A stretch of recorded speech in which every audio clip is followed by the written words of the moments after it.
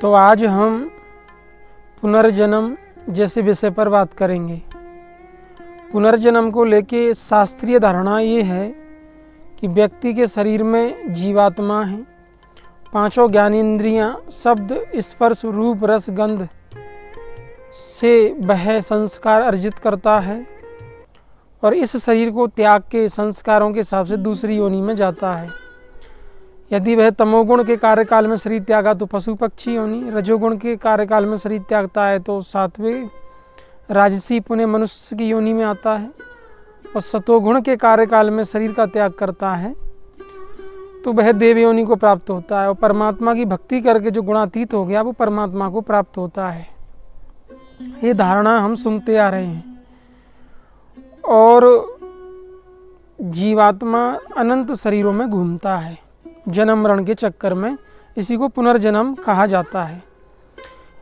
जैसे बुद्ध दर्शन में मिलता है कि भगवान बुद्ध के 24 जन्मों का वर्णन मिलता है, महावीर दर्शन में महावीर के कई जन्मों का वर्णन है।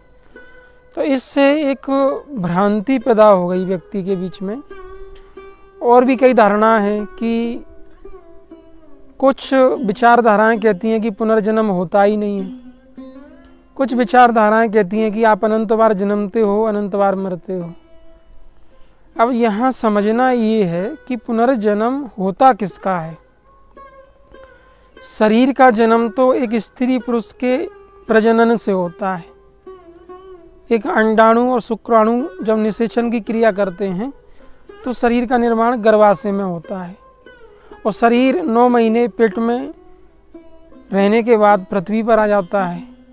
फिर पृथ्वी पर ये शरीर समय के साथ बड़ा होता है, बच्चे से युवा हुआ, युवा से वृद्ध हुआ, और वृद्ध होने के बाद ये शरीर क्षीण होने लगता है, कोशिकाएं नष्ट होने लगती हैं और शरीर मर जाता है। मरी हुई डेड बॉडी को मृत कहते हैं। अब या तो ये शरीर को आप ऐसे छोड़ दो, उसमें कीटाणु पैदा होंगे, उसको खा जाएंगे, असंख्य कीड़े असंख्य बैक्टीरिया पैदा हो जाते हैं, शरीर को खा जाते हैं, हड्डियां रहती हैं, कोई कुत्ता आएगा हड्डियों को चबाएगा। भारतीय मान्यता में शरीर का दाह संस्कार होता है। यदि इस शरीर को चिता के हवाले कर दिया तो चिता में जल के राख का ढेर हो गया वो। हाँ, जो शरीर जिन तत्वों से मिला था, जिन तत्वों से मिलकर बना था ये शरीर, जल अग्नि मिट्टी वायु हवा आकाश, ये पंच महाभूत स्पेस के पंच महाभूतों में विलीन हो गई। या इस शरीर को किसी नदी में डाल दिया तो उसमें जो जलचर जीव हैं वो खा जाएंगे इसको, किसी की बॉडी में ये सेट हो जाएगा। तो यहाँ तक तो एकदम बात स्पष्ट है। अब पुनर्जन्म का जो सिद्धांत है वो जीवात्मा और मन बुद्धि चित्त अहंकार और इंद्रियों के कार्यकलापों को लेकर इस सिद्धांत का निर्माण होता है। तो देखिए, पुनर्जन्म, कोई वस्तु कोई एलिमेंट पुनः जन्म ले तो पुनर्जन्म कहते हैं। तो यहाँ चित्त की वृत्तियों का जन्म होता रहता है।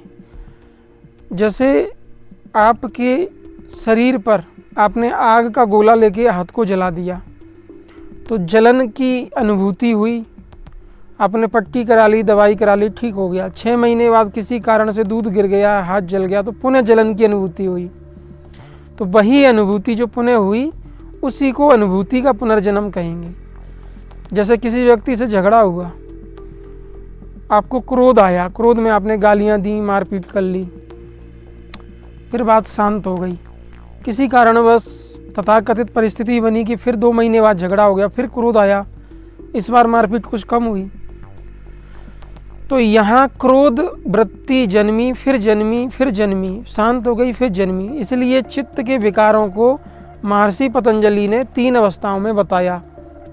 तनु विच्छिन्न उदार, जब विकार काम नहीं कर रहा है तो वो तनु अवस्था में है, मानो वो है ही नहीं। विच्छिन्न का मतलब है जब साधना से आप उसको नष्ट कर दो, और उदार का मतलब है जब वो एक्टिवेट हो जाए। ऐसे ही चित्त की अलग अलग वृत्तियां हैं। काम वासना, काम का भाव, क्रोध, काम और क्रोध की वृत्तियां गहरी और दीर्घ होती हैं, ये जल्दी नष्ट नहीं होती। राग द्वेष काम क्रोध लोभ मोह मद मत्सर ईर्ष्या, ये चित्त की वृत्तियां हैं, ये आसुरी कही जाती हैं। ये भी जन्मती हैं मरती हैं, जन्मती हैं मरती हैं, चित्त में ही हो रहा है। जैसे सागर में लहरें आती हैं, एक लहर आई चली पुनः सागर में विलीन हो गई, पुनः सागर से दूसरी लहर आई चली विलीन हो गई। तो चित्त से ये वृत्तियाँ उठती हैं, चित्त में स्पंदन करती हैं, चित्त में ही विलीन हो जाती हैं। इन्हीं वृत्तियों के जन्म मरण को ही वृत्तियों का पुनर्जन्म कहा।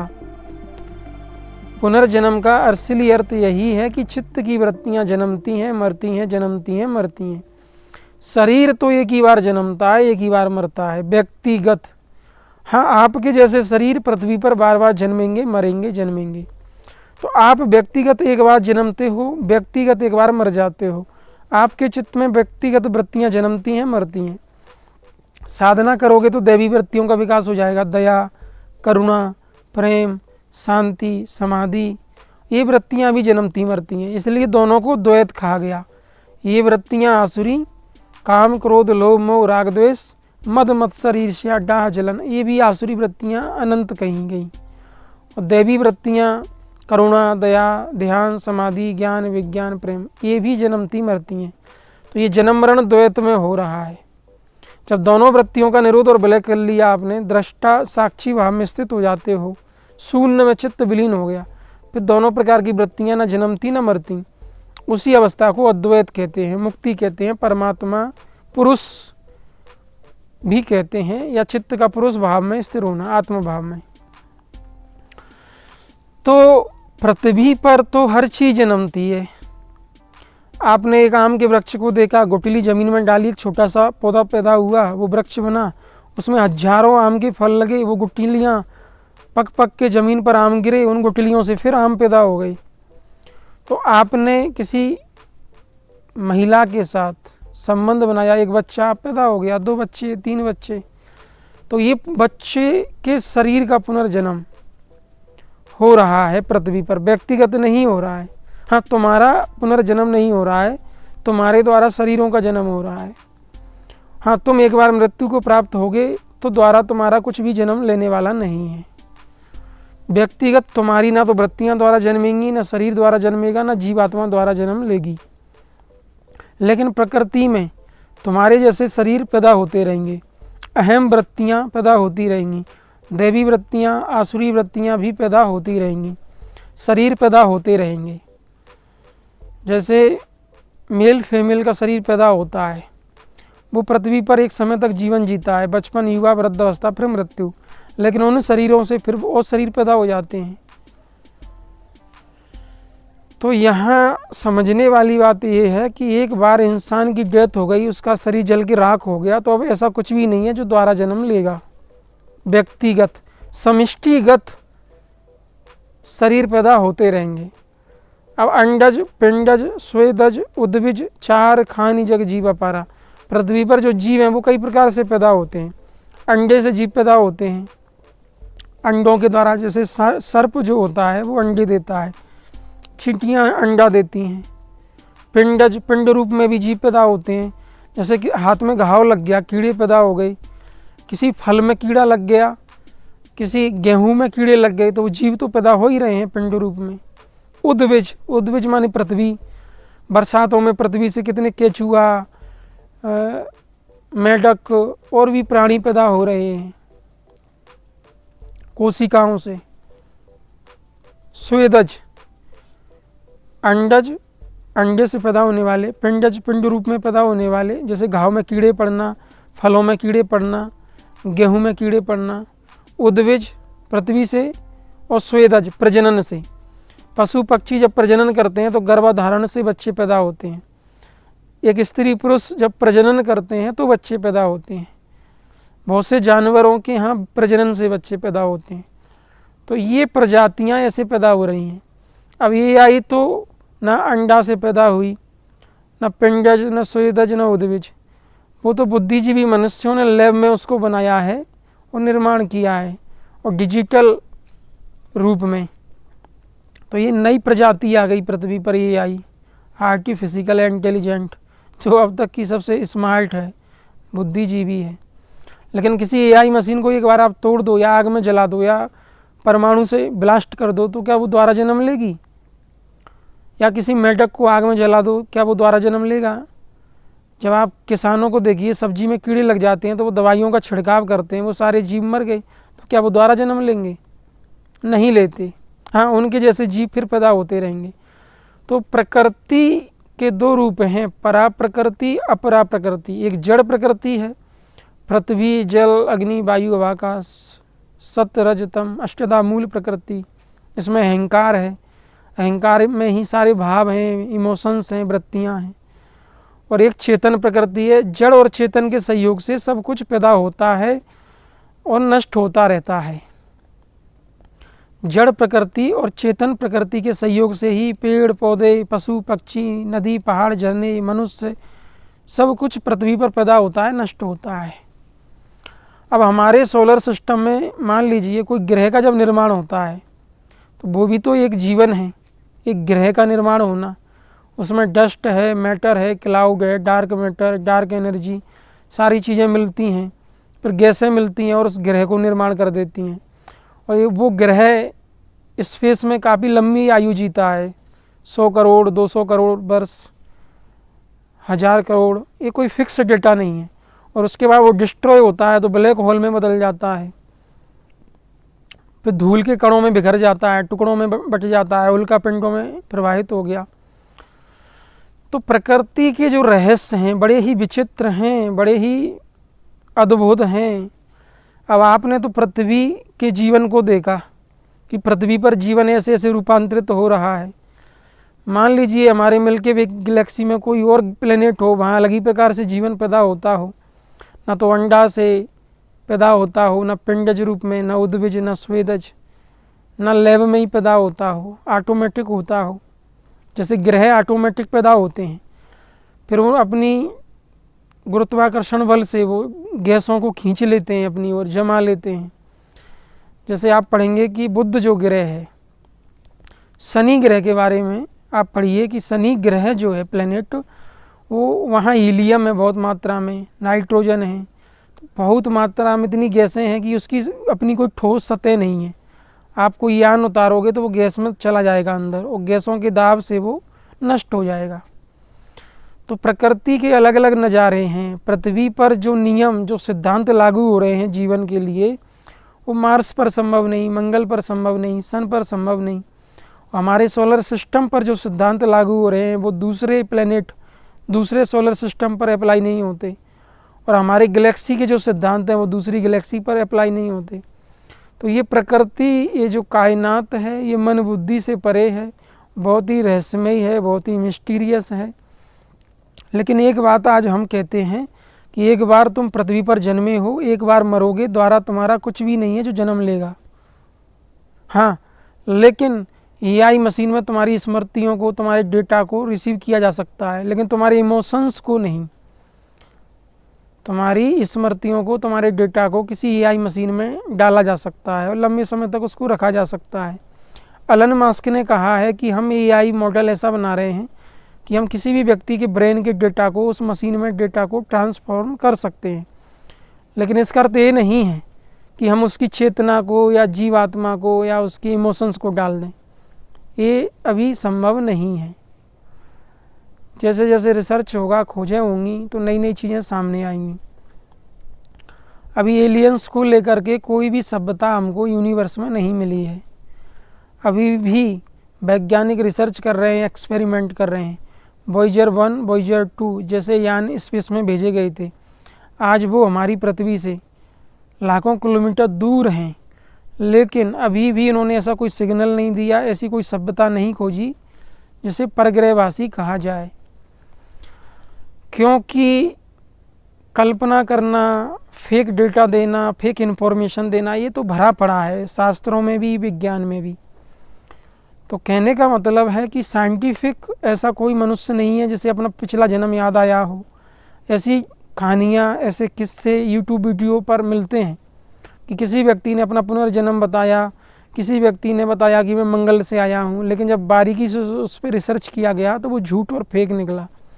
समय समय पर लोगों को गुमराह करने के लिए ऐसे वीडियोस, ऐसा डेटा दिया जाता है। अब आपके अंदर अज्ञान है, अहम वृत्ति है, तो आप में वो वृत्ति है, आपकी डेथ हो गई तो आगे आने वाले मनुष्यों में भी वो अज्ञान, वो अहम वृत्ति रहेगी। तो ये वृत्ति का पुनर्जन्म माना जाएगा कि वृत्ति पुनः पुनः शरीरों में जन्म ले रही है। लेकिन आपकी अहम वृत्ति के जैसी और वृत्तियां हैं। जैसे मान लीजिए एप्पल फ़ोन का एक डिवाइस है, आपने उसको आग में जला के राख कर दिया, तो वो व्यक्तिगत तो नहीं निर्मित हो सकता, लेकिन हम उसके जैसे एप्पल फ़ोन और भी बना सकते हैं। उसके जैसी मेमोरी, वैसे सॉफ्टवेयर, वैसा डेटा, सब कुछ बना सकते हैं। तो इस वीडियोस में हमने यही समझा कि एक बार जो व्यक्ति मर गया उसके अंदर से ऐसी कोई आत्मा या जीवात्मा नहीं निकलती जो दूसरा शरीर धारण करे।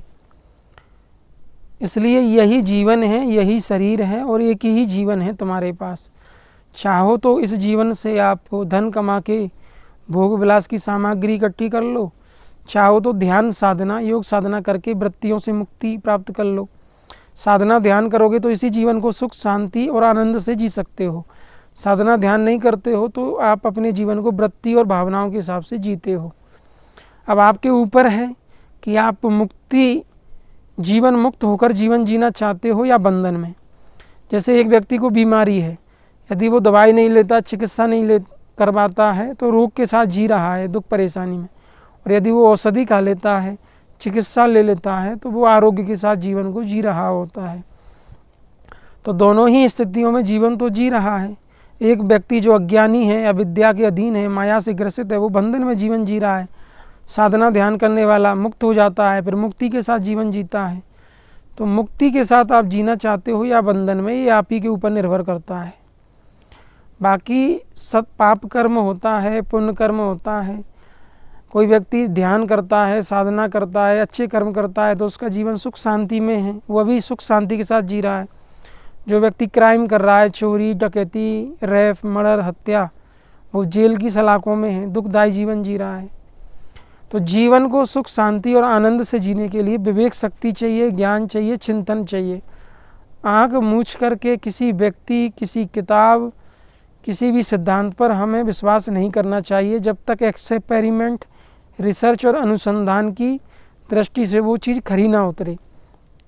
अब एलियंस को लेकर इतनी मूवी बना दी, इतने सीरियल्स बना दिए, यूएफओ को लेकर के इतनी बातें हैं चर्चा में, एरिया 51 है, 52 है, लेकिन अभी साफ साफ डेटा तो निकल के यही आया है कि कोई भी परग्रहवासी हमको नहीं मिले हैं, रिसर्च और एक्सपेरिमेंट की दृष्टि से। फिर लोग हैं झूठ साँच बोलते हैं, 90% लोग असत्य बोलते हैं अपने निजी स्वार्थों के लिए या फिर धन के लिए, पागल बनाते हैं। तो आपको खुद ध्यान करना चाहिए, साधना करनी चाहिए और अपने मन को एकाग्र करना चाहिए, मनन चिंतन करना चाहिए और सत्य को जानने के लिए प्रयास करना चाहिए। इसलिए भगवान बुद्ध कहते हैं आपो दीपो भवा, सत्य को स्वयं जानो, स्वयं जानने का प्रयास करो, स्वयं साधना करो, अभ्यास करो और सत्य की दिशा में काम करो। तो आज इतना ही। हरिओम तत्सत।